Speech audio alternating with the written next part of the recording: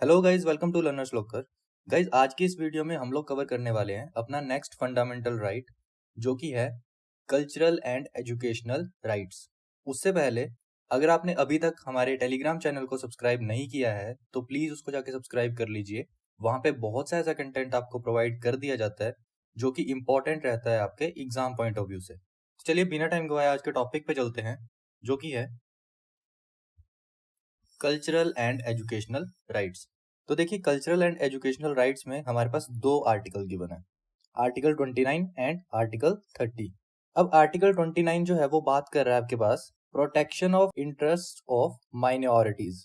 इसमें माइनॉरिटीज के cultural and educational interest को प्रोटेक्ट किया जा रहा है, किसमें? आर्टिकल 29 में। देन आ जाता है आपके पास आर्टिकल 30। आर्टिकल 30 बात कर रहे हैं हमारे पास right of minorities to establish and administer educational institutions. अब देखिए, ये दोनों आर्टिकल आपस में इंटरलिंक्ड हैं। वो कैसे? कि अगर किसी इंसान को अपने कल्चरल एंड एजुकेशनल इंटरेस्ट्स को प्रोटेक्ट करना है तो उसका बेस्ट वे क्या है कि वो एक एजुकेशनल इंस्टीट्यूट ही खोल दे उसका, और वहां पे उस चीज को पढ़ाना स्टार्ट कर दे। तो ये चीज भी आपको क्लियर होगी कि कैसे ये दोनों आर्टिकल आपस में इंटरलिंक्ड हैं। चलिए आगे देखते हैं। अब देखिए, ये दोनों आर्टिकल्स जो हैं वो बात कर रहे हैं किसकी? माइनॉरिटीज की। तो माइनॉरिटीज है क्या?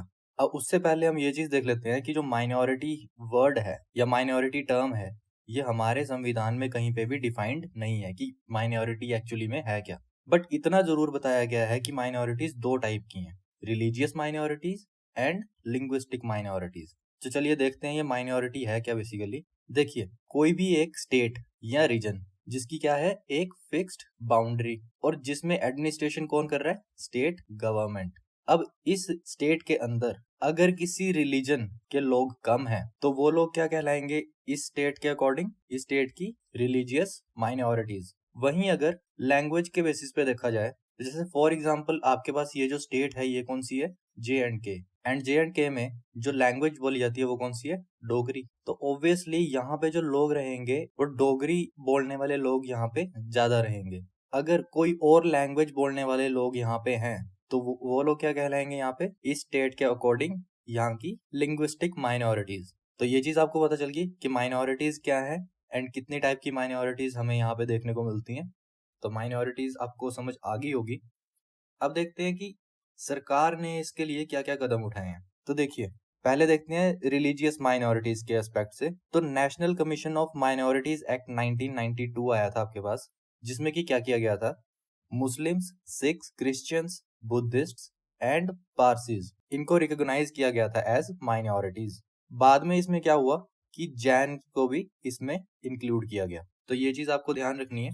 दूसरी इंपॉर्टेंट चीज आपको इसमें ये ध्यान रखनी है कि हमारे पास एक बहुत इंपॉर्टेंट केस हुआ था, जो था TMA pi foundation versus state of Karnataka case, जो कि कब आया था? 2007 में। अब इसमें क्या बोला गया था कि जो माइनॉरिटीज हैं उनको कंसिडर किया जाएगा स्टेट वाइज। अब स्टेट वाइज मीन्स कि ऐसा नहीं है कि पूरा का पूरा इंडिया में ही आपको माइनॉरिटीज देखने को मिल जाएंगी, कि अगर ये एक हिंदोसिता इसका नाम है तो ऐसा नहीं है कि अदर देन हिंदूज जो भी रिलीजन के लोग हैं वो सारे के सारे क्या है इसमें? माइनॉरिटीज। ऐसा नहीं है। तो इसमें क्या होगा कि फॉर एग्जाम्पल यहाँ पे हम एग्जाम्पल लेते हैं नागालैंड का। तो जैसे यहाँ पे कहीं पे आपका नागालैंड आपको देखने को मिल जाएगा। अब नागालैंड में क्या है, पॉपुलेशन ऑफ हिंदूज जो है वो 10% से भी कम है। तो यहाँ पे क्या है, हिंदूज क्या है यहाँ की? Religious minorities. तो ऐसी बहुत सारी स्टेट्स हैं। तो मैंने आपको एग्जांपल लेके भी समझा दिया कि क्या है ये TMA pi foundation versus state of Karnataka में बोला क्या गया था बेसिकली। तो ये चीज भी आपको समझ आ गई कि जो स्टेट वाइज का कॉन्सेप्ट है ये हमें कहाँ से मिला था? इस केस से, TMA pi foundation versus state of Karnataka. And ये आया कब था? तो ये हुआ था आपका 2007 में। तो ये चीज भी आपको ध्यान में रखनी है। देन लिंग्विस्टिक माइनॉरिटीज क्या है? तो लिंग्विस्टिक माइनॉरिटीज डिफाइन की गई है कुछ ऐसे कि जो स्टेट लैंग्वेज है और अगर उसको छोड़ के कोई और लैंग्वेज बोलने वाला इंसान वहां पे है तो वो उस स्टेट के अकॉर्डिंग वहां की क्या कहलाएगा?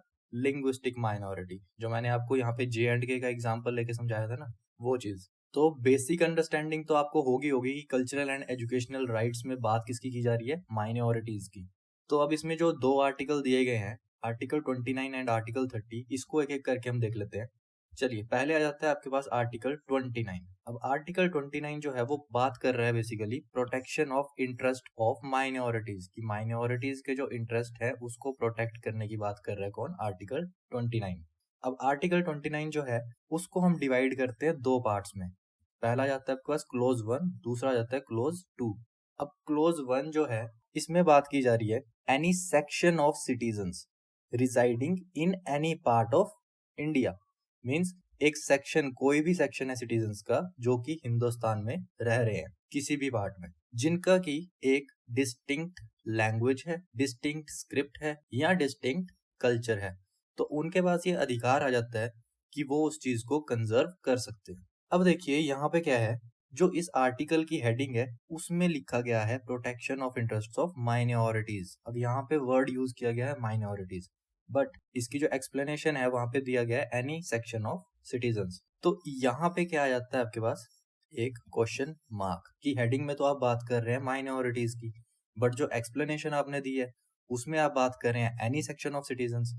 तो यहाँ पे रोल आ गया था आपका सुप्रीम कोर्ट का। अब सुप्रीम कोर्ट ने क्या कहा यहाँ पे, देखिए सुप्रीम कोर्ट क्या है, बेसिकली हमारे संविधान का इंटरप्रेटर। अब संविधान को इंटरप्रेट करता कौन है, सुप्रीम कोर्ट, तो इसको चैलेंज नहीं किया जा सकता। इसलिए सुप्रीम कोर्ट ने यहाँ पे क्या कहा था कि जो इसकी एक्सप्लेनेशन में यहाँ पे एनी सेक्शन ऑफ सिटीजन्स लिखा गया है, इसके अकॉर्डिंगली जो ये आर्टिकल 29 है ये ना सिर्फ माइनॉरिटीज के लिए एप्लीकेबल है बल्कि जो मेजॉरिटीज हैं उनको भी इस आर्टिकल का बेनिफिट मिलेगा। देन नेक्स्ट इसके बाद क्या जाता है आपके पास आर्टिकल 29 क्लोज 2। अब क्लोज 2 में क्या कहा गया है, no citizen shall be denied admission into any educational institution maintained by state or receiving aid from state on grounds of religion, race, caste और language। मीन्स टू से कि यहाँ पे क्या हो रहा है कि किसी भी सिटीजन को डिनाई नहीं किया जाएगा एडमिशन के लिए, कहाँ पे, उन एजुकेशनल इंस्टीट्यूशंस में जो कि स्टेट मेंटेन करिए जिनको, या फिर जिनको state time to time aid या पैसे देती रहती है। कौन से ग्राउंड्स पे, religion, race, caste and language के ग्राउंड्स पे। तो ये चीज आपको समझ आ गई। अब आपके दिमाग में एक क्वेश्चन आ रहा होगा दैट ये जो चीजें इसमें बोली गई हैं ये पहले ही हम आर्टिकल 15 में कवर कर चुके हैं, तो फिर इस क्लोज 2 को इंक्लूड करने का क्या मोटो रह गया। तो बेसिक कुछ डिफरेंसेस हैं आर्टिकल 15 एंड आर्टिकल 29 में, वो देख लेते हैं। On grounds of educational institutions देखते हैं।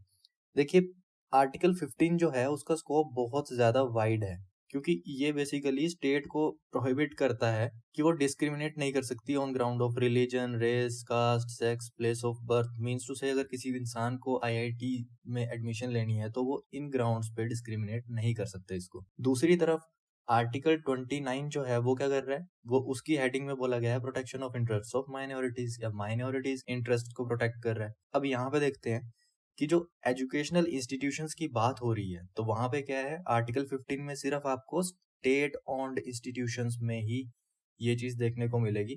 बट यहाँ पे क्या है आर्टिकल 29 में कि स्टेट ओन्ड इंस्टीट्यूशंस तो हैं ही हैं, बट साथ में वो इंस्टीट्यूशंस वो प्राइवेट भी हो सकते हैं जिनको की स्टेट टाइम टू टाइम क्या दे रही है, एड। तो ये चीज भी आपको क्लियर होगी। जो थर्ड इसमें डिफरेंस आ जाता है वो क्या है, ग्राउंड ऑफ डिस्क्रिमिनेशन। अब ग्राउंड ऑफ डिस्क्रिमिनेशन आर्टिकल 15 में क्या है, religion, race, caste, sex and place of birth. तो ये जो 5 ग्राउंड्स यहाँ पे दिए हैं आपको, उसके अलावा अगर कोई और ग्राउंड है तो उस पर डिस्क्रिमिनेशन यहाँ पे अलाउड है। दूसरी तरफ आर्टिकल 29 में क्या बोला गया है कि ये प्रोटेक्शन देता है on grounds of religion, race, caste और लैंग्वेज। अब यहाँ पे क्या है आर्टिकल 15 में कि लैंग्वेज के बेसिस पे डिस्क्रिमिनेशन हो सकती है, बट आर्टिकल 29 में क्या है, लैंग्वेज, रिलीजन, रेस, कास्ट और लैंग्वेज के बेसिस पे डिस्क्रिमिनेशन नहीं हो सकती। अब यहाँ पे क्या है, देखिए रिलीजन, रेस, कास्ट, ये जो 3 है ये तो कॉमन आ गई यहाँ पे। अब इसमें क्या है, सेक्स और प्लेस ऑफ बर्थ के ग्राउंड्स पे भी डिस्क्रिमिनेशन नहीं हो सकती, बट यहाँ पे क्या है, सेक्स और प्लेस ऑफ बर्थ के ग्राउंड्स पे डिस्क्रिमिनेट किया जा सकता है बट लैंग्वेज के बेसिस पे यहाँ पे नहीं हो सकती। तो ये छोटा सा डिफरेंस था, आपको समझ आ गया होगा। चलिए आगे देखते हैं आगे क्या है इसमें। अब जो आर्टिकल 29 है ये प्रोटेक्ट करता है both religious as well as linguistic minorities. जो हमने माइनॉरिटीज देखी थी पीछे, 2 टाइप की, लिंग्विस्टिक एंड रिलीजियस, ये दोनों को ही प्रोटेक्ट करता है। देन अब सुप्रीम कोर्ट ने यहाँ पे एक निर्देश और जारी किया था अपना, वो क्या था कि अगर अपनी लैंग्वेज को कंजर्व करने के लिए आप एजिटेट कर रहे हैं, एजिटेट मीन्स भाषण दे रहे हैं, स्पीच दे रहे हैं, वो हो सकता है आप किसी भी लैंग्वेज में दे रहे हैं, उस लैंग्वेज को प्रिजर्व करने के लिए, तो आरपीए एक्ट 1951 के अंदर इसको एक करप्ट प्रैक्टिस नहीं माना जाएगा। तो ये चीज भी आपको समझ आ गई होगी। तो बेसिकली बोलने का मतलब यहाँ पे ये है कि जो नेता लोग करते हैं, अगर कोई पंजाब का नेता है और वो पंजाबी में ही अपने स्पीच दे रहा है, तो उसको आरपीए एक्ट 1950 के अंडर उसको करप्ट प्रैक्टिस नहीं माना जाएगा, वो कर सकते हैं, दैट इज लीगल। तो इसमें सुप्रीम कोर्ट ने राइट टू एजिटेट भी इसमें इंक्लूड किया है, तो ये चीज भी आपको ध्यान में रखनी है। नेक्स्ट आपके पास आ जाता है आर्टिकल 30। अब आर्टिकल 29 में तो प्रोटेक्शन हमने देख ली कि क्या क्या उसमें राइट्स हैं, बट आर्टिकल 30 में क्या है कि जो माइनॉरिटीज हैं उनके पास ये भी अधिकार है कि वो अपना एस्टेब्लिश कर सकते हैं एजुकेशनल इंस्टीट्यूशन। अब एजुकेशनल इंस्टीट्यूशन हमने पहले भी देखे थे, कहाँ पे, आर्टिकल 28 में, बट वो क्या थे, एजुकेशनल इंस्टीट्यूशन। बट यहाँ पे बात क्या हो रही है, माइनॉरिटीज के एजुकेशनल इंस्टीट्यूशंस की। अब वहां पे हमने देखे थे एजुकेशनल इंस्टीट्यूशन कितने थे, 4 टाइप के, बट यहाँ पे देखते हैं कितने टाइप के हैं। तो यहाँ पे मेनली एजुकेशनल इंस्टीट्यूशंस कितने टाइप के दिए गए हैं, 3 टाइप के। कौन कौन से, पहले वो जिनके पास अपनी रिकॉग्निशन है और उनको स्टेट भी मनी या aid time to time provide करती रहती है, मीन्स टू से ये फेमस भी हैं, इनके पास अपनी रिकॉग्निशन भी है और स्टेट भी इनको हेल्प कर रही है इन टर्म्स ऑफ मनी। दूसरे केस में क्या जाता है, जिनके पास अपनी रिकॉग्निशन है, मीन्स फेमस है, बट स्टेट जो है वो उनकी हेल्प नहीं कर रही है, उनको एड प्रोवाइड नहीं कर रही है। एंड थर्ड केस में आ जाते हैं आपके पास वो एजुकेशनल इंस्टीट्यूशंस जिनके पास अपनी कोई रिकॉग्निशन नहीं है, अपनी कोई पहचान नहीं है, वो फेमस नहीं है और स्टेट भी उनको हेल्प नहीं कर रही है एड या मनी प्रोवाइड करके। अब इसमें देखिए स्टेट का क्या रोल रहता है यहाँ पे। अब स्टेट जो है इन दो माइनॉरिटी एजुकेशनल इंस्टीट्यूशंस के अंदर एडमिनिस्ट्रेशन कर सकती है। एडमिनिस्ट्रेशन कर सकती है means appointment of teaching and non teaching staff वो हैंडल कर सकती है। देन एडमिट कर सकती है स्टूडेंट्स की एलिजिबिलिटी को उस एजुकेशनल इंस्टीट्यूशन में। देन कोई इंफ्रास्ट्रक्चर अपना यूज कर सकती है for the betterment of these educational institutions. Then इन एजुकेशनल इंस्टीट्यूशंस की गवर्निंग बॉडी को डिसाइड कर सकती है कौन, स्टेट। देखिए अब इसमें ऐसा कुछ नहीं है कि स्टेट एडमिनिस्ट्रेशन कर रही है तो इस पे स्टेट का ही हक हो जाएगा। इस पे हक किसका रहेगा, उस माइनॉरिटी का जिसका कि ये एजुकेशनल इंस्टीट्यूशन है। तो स्टेट क्या कर रही है, बस एडमिनिस्ट्रेशन इन दो पे ही कर पाएगी और इस पे नहीं करती है। बाकी ये जो राइट है ये आपका एब्सोल्यूट नहीं है, इसमें टाइम टू टाइम स्टेट जो है वो चेंजेस कर सकती है, तो ये चीज भी आपको ध्यान रखनी है। चलिए आगे देखते हैं इसमें क्या लिखा है। Minorities have right to establish and administer educational institutions of their choices. तो वही चीज हमने देखी कि अब माइनॉरिटीज एजुकेशनल इंस्टीट्यूशंस एस्टेब्लिश कर सकते हैं, बट इसमें ऐसा नहीं होता क्योंकि आजकल लोगों को बनना क्या है, इंजीनियर, डॉक्टर, साइंटिस्ट, कुछ ऐसी ऐसी उनकी ड्रीम्स रहते हैं। तो वो एक पर्टिकुलर कल्चर के ऊपर अपनी पूरी स्टडीज वो फोकस नहीं कर सकते क्योंकि उसमें शायद स्कोप भी कम रहेगा एंड ऑल दैट। तो इसके लिए क्या करती है माइनॉरिटीज, अपने एजुकेशनल इंस्टीट्यूशंस में इंजीनियरिंग या मेडिकल कोर्सेज को तो इंक्लूड करती हैं, साथ ही साथ अपने कल्चर को प्रिजर्व करने के लिए वो लोग वो कोर्सेज या वो एज ए सब्जेक्ट भी पढ़ाते हैं। तो ये चीज भी आपको समझ आ गई होगी। देन अब देखिए अगर जो स्टेट है वो किसी प्रॉपर्टी को एक्वायर करना चाहती है ऑन कंपल्सरी बेसिस, तो उसमें क्या है, कंपनसेशन अमाउंट जो है वो फिक्स कौन करेगा, स्टेट ही। अब ये मान लीजिए ये प्रॉपर्टी जो है ये क्या है, एक माइनॉरिटी एजुकेशनल इंस्टीट्यूशन और वहां पे पढ़ रहे हैं बहुत सारे स्टूडेंट्स, तो स्टेट को कोई ये अधिकार नहीं है कि वो रिस्ट्रिक्ट कर सके इन स्टूडेंट्स के राइट्स को। तो ये चीज भी आपको ध्यान में रखनी है कि वो एक्वायर कर सकते हैं बट उसके अंदर जो स्टूडेंट्स हैं उनके राइट्स को वो रिस्ट्रिक्ट नहीं कर सकते।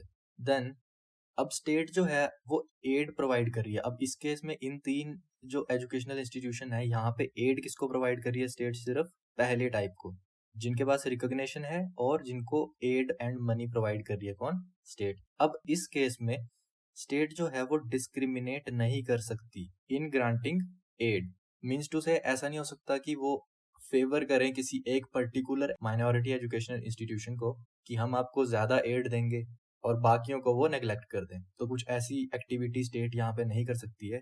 तो ये था हमारा आर्टिकल 30। होप आपको समझ आ गया होगा। एंड अगर कोई भी आपको डाउट है इस लेक्चर से रिगार्डिंग, तो आप हमारे कमेंट सेक्शन में उसको पूछ सकते हैं। हम लोग डेफिनेटली उस चीज़ को रिजॉल्व करने की कोशिश करेंगे। एंड गाइज, अगर आपको वीडियोस पसंद आ रही हैं तो प्लीज़ वीडियोस को लाइक कीजिए, चैनल को सब्सक्राइब कीजिए एंड शेयर कीजिए अपने फ्रेंड्स के साथ, ताकि उन तक भी ये इन्फॉर्मेशन पहुंच सके। चलिए मिलते हैं अपने नेक्स्ट वीडियो में। तब तक के लिए थैंक यू।